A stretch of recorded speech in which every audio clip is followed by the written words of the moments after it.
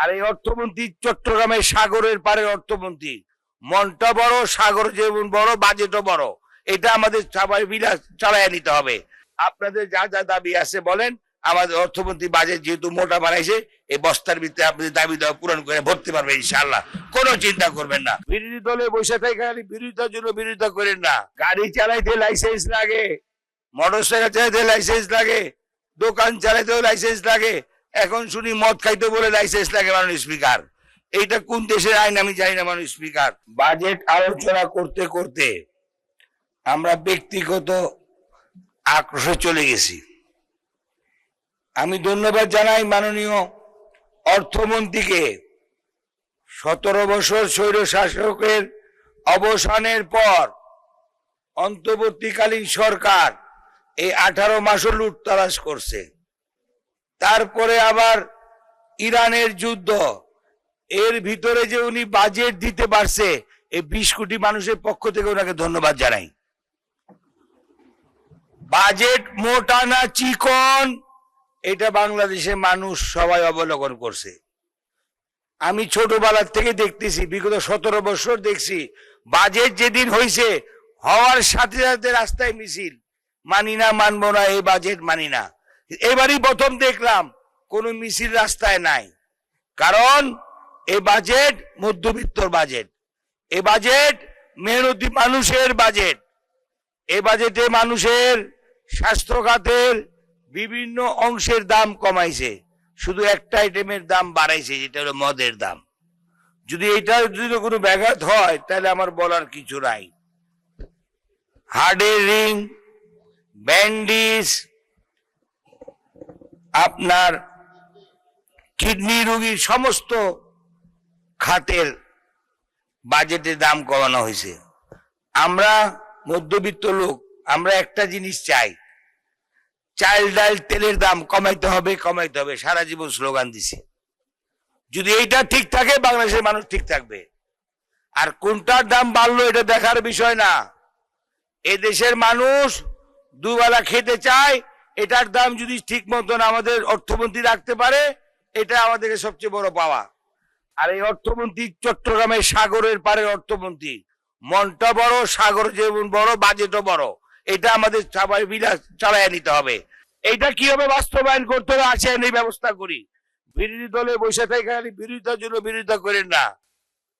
Budget যেই মাপে হয়েছে ওই মাপটাই থাকবে, একটা কথা না বললেই না।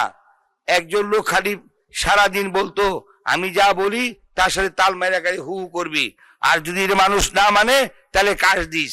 তো স্টেজে ওইটা বলতেছে মেঘনার পারে বাড়ি, উইঠা দেখি এক কুমির 100 হাত লম্বা।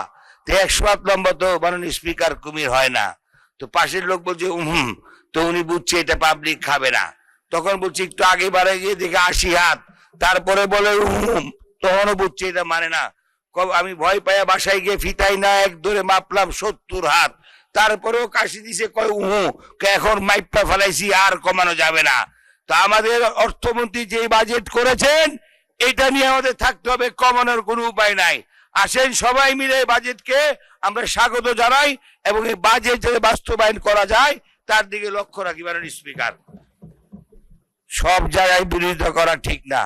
17 বছর স্বৈরাচারের শাসন থেকে অবসান নিয়ে মাত্র 3 মাস এই সরকার আমাদের প্রধানমন্ত্রী নিয়োগের চেষ্টা করছেন, দেশ বিদেশ ঘুরছেন আমাদের দুই মুখে হাসি ফুটানোর জন্য।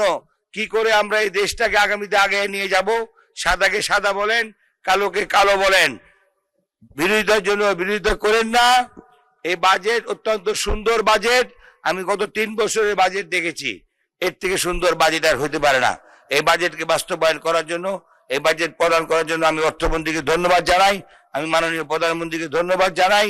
আর বাজেট যদি বড় না হয়, সকাল থেকে বিকালে পার্লামেন্ট আইসে আমার খাল নাই, রাস্তা নাই, আমার ব্রিজ নাই, এই চিল্লাই মেডিকেল কলেজ নাই, হসপিটাল অ্যাম্বুলেন্স নাই, আসবে কোথা থেকে? মাননীয় স্পিকার, বাজেট বড় হয়েছে বলেই তো পাবো। মাননীয় স্পিকার, আমাদের ভোট দিয়ে পাঠাইছে এলাকার উন্নয়ন করার জন্য, এলাকার রাস্তাঘাট করার জন্য।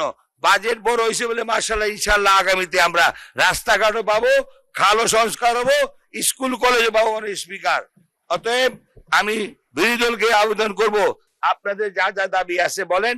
আমাদের অর্থমন্ত্রী বাজেট যেহেতু মোটা বানাইছে, এই বস্তার ভিতরে আপনাদের দাবি দেওয়া পূরণ করে ভরতে পারবে ইনশাআল্লাহ, কোনো চিন্তা করবেন না। যার যা চান আমাদের অর্থমন্ত্রী আপনাদের আশা ভরসা পূরণ করে দিবে। মাননীয় স্পিকার, আমার এলাকার কথা না বললেই না, টেলিভিশন দিয়ে তাকায় দেখে আমরা কি বলি, এই টেলিভিশনে তাকায় তারা দেখে এমপি সাহেব ভোট দিছি কি আনছে কি নিছে। অর্থমন্ত্রী বলতে চাই দেশের আইন শৃঙ্খলা পরিস্থিতি বেশি ভালো না, এই জন্য পুলিশের বাজেটটা বাড়ানো দরকার। কারণ এই এলাকার বিভিন্ন থানায় পুলিশ টহল দেওয়ার গাড়ি নাই। আমার এলাকা হাওড় অঞ্চল, স্পিড বোর্ড নাই, রাতের অন্ধকারে মানুষ যাইতে পারে না, চলাচল করতে পারে না, যেহেতু পুলিশের বাজেট নাই। আমি পুলিশের ঊর্ধ্বতন কর্মকর্তাদের কথা বলেছি, ওনারা অনুরোধ করেছেন সংসদে এই কথা বলার জন্য, যাতে পুলিশের বরাদ্দ বাড়িয়ে দিয়ে টহল যদি না বাড়ায় মাননীয় স্পিকার, আইন শৃঙ্খলা পরিস্থিতি নিয়ন্ত্রণ করা বড় কঠিন হয়ে যাবে। আমি আপনার মাধ্যমে অর্থমন্ত্রী বরাবর অনুরোধ করব, উনি যাতে পুলিশের বরাদ্দটা বাড়িয়ে দিয়ে আইন শৃঙ্খলা সুন্দরভাবে রাখুক। আর মাদক দ্রব্য নিয়ন্ত্রণ একটা কথা না বললেই না। মদ কি মাদক মাননীয় স্পিকার? না মাদক আর মদ, এটা মিলানো দরকার। কারণ পুলিশ একটা ব্যবসা পাইছে, এক বোতল মদ পাইলেই মানুষের মামলা দেয়। ধন্যবাদ মাননীয় সদস্য। মাননীয় সদস্য 1 মিনিট বাড়ানো হলো, 1 মিনিট। মাননীয় স্পিকার, গাড়ি চালাইতে লাইসেন্স লাগে, মোটরসাইকেল চালাইতে লাইসেন্স লাগে, দোকান চালাইতেও লাইসেন্স লাগে, এখন শুনি মদ খাইতে বলে লাইসেন্স লাগে। মাননীয় স্পিকার, এইটা কোন দেশের আইন আমি জানি না মাননীয় স্পিকার। রাস্তাঘাটে যেখানে সেখানে মদের দাম বাড়াইছে, ওরা মাইন্ড করছে, এটার জন্য লাইসেন্স লাগে। এই ব্যবস্থা মানুষের করেন। আর আমার এলাকার উন্নয়নের কথা বলার সুযোগ পাইলাম না, যে সময় নাই, আগামীতে বলবো। আসেন সবাই মিলে এই বাজেট জিন্দাবাদ, সকলে মিলে বাজেটকে স্বাগত জানাই, এই বাজেটকে বাস্তবায়ন করি। ধন্যবাদ মাননীয় স্পিকার। ধন্যবাদ মাননীয় সদস্য। এটা দেখা যাচ্ছে যে মোর ক্যাথলিক দেন পোপ।